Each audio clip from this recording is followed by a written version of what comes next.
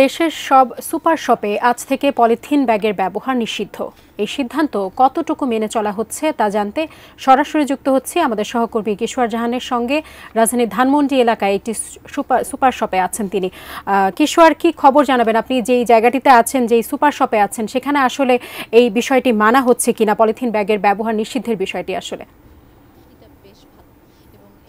আসলে ধানমন্ডির স্বপ্নতে আছি এবং এখানে আমরা আসলে সকাল থেকে এসেছি এবং এখন পর্যন্ত আসলে থেকে যা দেখছি, যেহেতু আসলে প্রচুর ক্রেতা আছেন সুপার শপে, এখন যারা আসলে স্বচ্ছন্দে বাজার করতে চান তারা আসেন। যারা এসেছেন, যারা ব্যাগ আনেননি তাদের জন্য কিন্তু আসলে পাটের যেই ব্যাগ সেটা কিন্তু ওনারা ব্যবস্থা করেছেন। এবং যেহেতু আজকে প্রথম দিন, সেহেতু অনেকে যেমন আনেননি আবার অনেকে এনেছেনও, সেটাও বলতে হবে। অনেকে আমরা দেখছি যে বাসা থেকে তাদের জিনিসগুলো নিয়ে যাওয়ার জন্য ব্যাগ এনেছেন। আর প্রস্তুতির কথা যেহেতু জানতে চাচ্ছিলেন, প্রস্তুতির কথা একটু আসলে বলতে হয়, যেহেতু এই মুহূর্তে আসলে এক ধরনের নির্দেশনা আছে পলিথিন ব্যবহার না করার, সেহেতু আসলে বিকল্পর দিকে হাঁটতে কিন্তু আমরা দেখছি সুপার শপগুলোতে। এবং এক সময়ে যে জিনিসগুলো পলিথিনে ওনারা মোড়ক করে দিতেন, সেগুলো কিন্তু সেই জায়গাটিতে ওনারা কাগজের ব্যাগ ব্যবহার করছেন। এবং একই সঙ্গে শুধু কাগজের ব্যাগ যে ব্যবহার করছেন তা নয়, সবগুলো আসলে নিয়ে যাওয়ার জন্য যেই পলিথিন ব্যাগটি ছিল সেটি ওনারা আসলে পাটে পরিবর্তন করেছেন। এবং যেহেতু আগে থেকে বলা হচ্ছিল যে ব্যাগ নিয়ে আসতে হবে কিংবা এলে ব্যাগ কিনতে হবে, সেহেতু ক্রেতাদের সুবিধার্থে কিন্তু ওনারা নানা সাইজের ব্যাগ যেমন ডিসপ্লেতে রেখেছেন এবং দামও আসলে সেটার সাথে ঝুলিয়ে দিয়েছেন, যার যেটা প্রয়োজন সেরকম জিনিসগুলো যেন ওনারা সহজে নিতে পারেন। মাঠের অলরাউন্ডার আমি, আর ঘরের allrounder Tylox. Tylox toilet cleaner, clean মানেই টাইলক্স। বলছিলাম যে এই মুহূর্তে ধানমন্ডি সুপার শপে আছি এবং এখানে চলতি দায়িত্বে আছেন অপারেশন ম্যানেজার। ওনার সাথে একটু জানতে চাইবো ওনাদের প্রস্তুতিটা আসলে কেমন।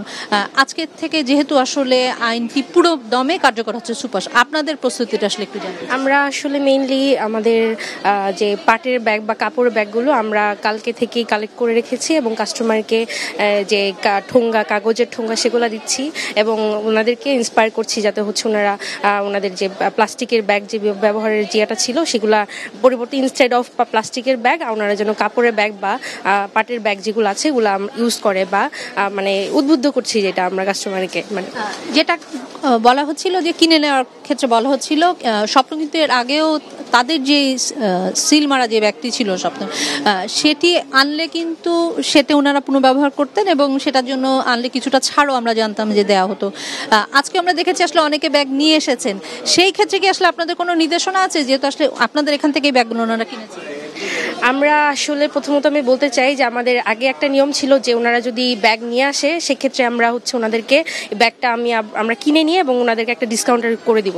সেটা পুরোপুরি এখন পোস্টপন্ড হয়ে গেছে এবং ওনাদেরকে আমরা বলছি যে আপনারা পাটের ব্যাগ নিয়ে আসুন অথবা আমাদের কাছ থেকে এটা কিনে নিন আপনারা। এটা আমরা কাস্টমারকে বলছি আর কি, ইনফ্লুয়েন্স করছি। ধন্যবাদ আপনাকে।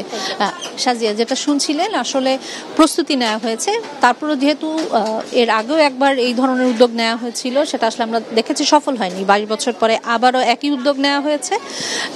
এটা আসলে মানুষ কতটা সচেতন, কতটা আসলে মাঠ পর্যায়ে এর কার্যক্রমটা চালানো যাচ্ছে তার উপর অনেকাংশে হয়তো বা নির্ভর করবে। তো আজকে প্রথম দিন হিসেবে কিন্তু বলতে হবে যে সুপার শপগুলো তাদের মতো করে কিন্তু ভালোই প্রস্তুতি নিয়েছে এখন পর্যন্ত। পরবর্তীতে আরও কিছু সুপার শপে ঘুরবো, সেখান থেকে হয়তো বা জানাতে পারবো তাদের প্রস্তুতির খবর।